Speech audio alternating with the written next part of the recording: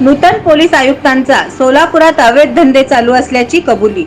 सोलापुरात माजी पोलीस आयुक्त राजेंद्र माने यांची बदली झाल्यानंतर रुजू झालेले नूतन पोलीस आयुक्त श्री एम राजकुमार यांनी नूतन पोलीस आयुक्त म्हणून पदभार घेतला।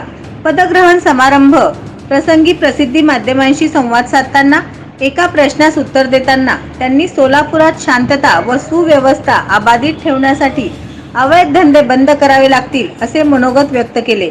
यावरून सोलापुरात अवैध धंदे चालू असल्याची कबुली त्यांनी दिली आहे।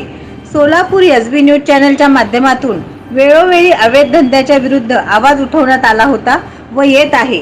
याच परिणामामुळे पोलीस आयुक्तांनी अवैध धंद्याविरुद्ध वक्तव्य केले असेही म्हणता येते।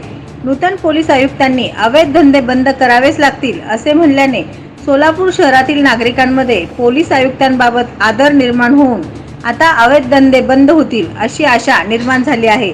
चला पाहूया अवैध धंदे कधी एकदा बंद होतील, वाट पाहूया। नवनवीन बातम्या पाहण्यासाठी एसबी न्यूज चॅनलला लाईक करा, शेअर करा, सबस्क्राईब करा।